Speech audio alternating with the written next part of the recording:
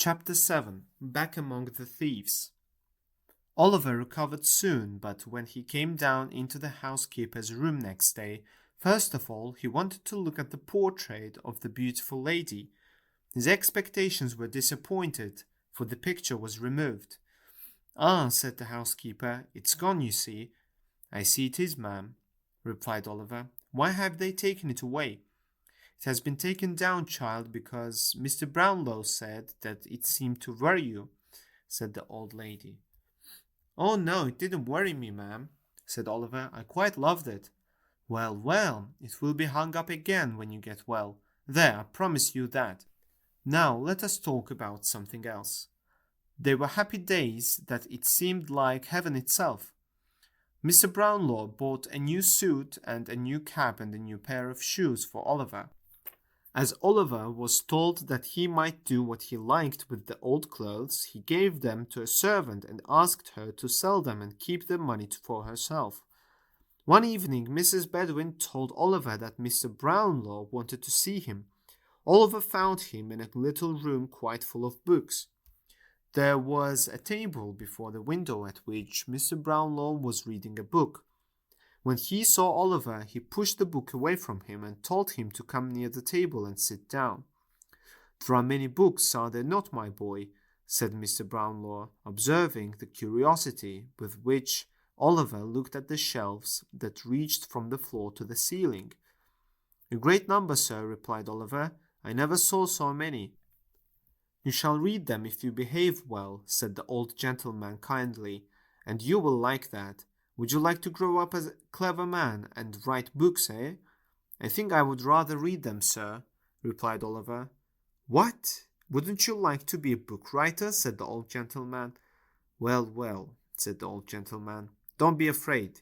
We won't make an author of you. Now," said Mr. Brownlow, speaking in a much more serious manner, "I want you to pay great attention, my boy, to what I am going to say. I am sure you are well able to understand me, as many older persons would be." "Oh, don't tell you are going to send me away, sir, pray," exclaimed Oliver, alarmed at the serious tone of the old gentleman's commencement. "Don't turn me out of doors to wander in the streets again. Let me stay here and be a servant. Don't send me back to the wretched place I came from. Have mercy upon a poor boy, sir." "My dear child," said the old gentleman, "you need not be afraid of my deserting you unless you give me cause." "I never, never will, sir," said Oliver. "I hope not," said the old gentleman. "I do not think you ever will. I have been deceived before by people who were dear to me, but I trust you nevertheless.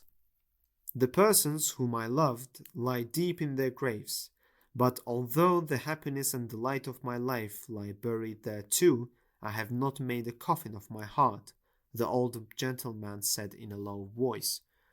Oliver was quiet. "Well, well," said the old gentleman at length, in a more cheerful tone, "I only say this because if you know that I have suffered great pain and sorrow, you will be more careful, perhaps, not to wound me again. You say you are an orphan, without a friend in the world. Let me hear your story, where you come from, who brought you up, and how you got into the company in which I found you. Speak the truth, and you shall not be friendless while I live." In the middle of their conversation, the servant ran upstairs and announced Mr. Grimwig. Mr. Brownlow smiled, and turning to Oliver said that Mr. Grimwig was an old friend of him, and he must not mind his rough manners, for he was a worthy person.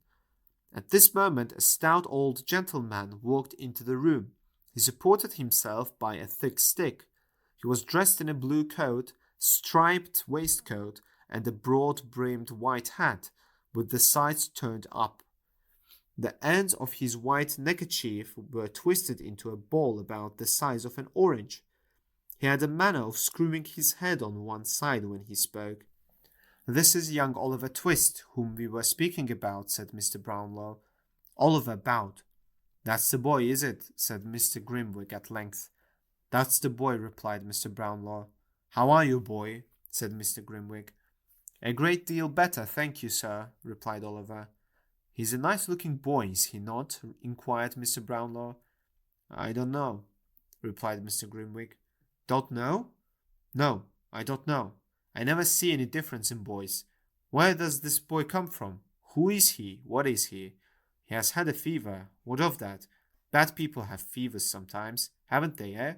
I knew a man who was hung in Jamaica for murdering his master. He had a fever 6 times. Nonsense. The fact was that deep in his heart Mr. Grimwig liked Oliver's appearance very much, but he had a strong appetite for contradiction, and he just wanted to oppose his friend. And when are you going to hear a full true story of the life and adventures of Oliver Twist? Asked Grimwig of Mr. Brownlow, looking sideways at Oliver. Tomorrow morning, replied Mr. Brownlow. I would rather he was alone with me at the time. Come up to me tomorrow morning at 10 o'clock, my dear. Yes, sir, replied Oliver. He answered with some hesitation, because he was confused by Mr. Grimwig's looking so hard at him. I'll tell you what, whispered Mr. Grimwig to Mr. Brownlow. He won't come up to you tomorrow morning. I saw that the boy hesitated. He is deceiving you, my friend. I'll swear he is not, replied Mr. Brownlow warmly. If he is not, said Mr. Grimwig, I'll eat my head, and down went the stick. I'll answer for that boy's truth with my life, said Mr. Brownlow, knocking on the table. And I for his falsehood with my head, rejoined Mr. Grimwig, knocking the table also. We shall see, said Mr. Brownlow, checking his anger. We will, replied Mr. Grimwig, with a provoking smile. We will. At this moment, Mrs. Bedwin brought in a small parcel of books, which Mr. Brownlow purchased that morning. She put the books on the table and prepared to leave the room. Stop the boy who brought the books, Mrs. Bedwin, said Mr. Brownlow.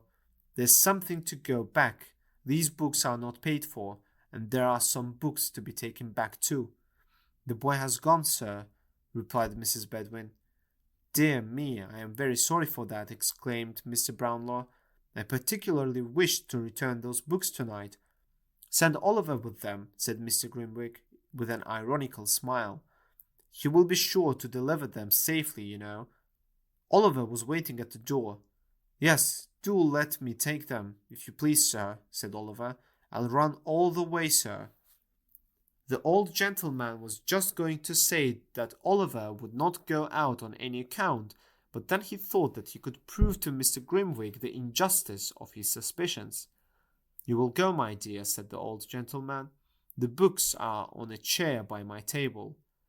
Oliver was delighted to be of use. He brought down the books under his arm and waited, cap in hand, to hear what message he was to take. You are to say, said Mr. Brownlow, glancing steadily at Grimwig, you are to say that you have brought those books back, and that you have come to pay the £4.10 I owe him. This is a £5 note, so you will have to bring me back 10 shillings change. It won't be 10 minutes, sir, said Oliver eagerly. He buttoned up the banknote in his jacket pocket and placed the books carefully under his arm. He made a respectful bow and left the room. Mrs. Bedwin followed him to the street door, giving him directions about the nearest way, and the name of the bookseller, and the name of the street. Oliver said he clearly understood everything. Bless him, said the old lady, looking after him. I can't bear somehow to let him go out of my sight. Let me see, he'll be back in 10 minutes, said Mr. Brownlow, pulling out his watch and placing it on the table. It will be dark by that time. Oh, you really expect him to come back, do you? Inquired Mr. Grimwig. Don't you? Asked Brownlow, smiling. The spirit of contradiction was strong in Mr. Grimwig's breast at the moment, and it was made stronger by his friend's confident smile. No, he said, I do not. The boy has a new suit of clothes on his back, a set of valuable books under his arm, and a £5 note in his pocket. He'll join his old friends the thieves and laugh at you. With these words he drew his chair closer to the table, and there the two friends sat in silent expectation with the watch between them.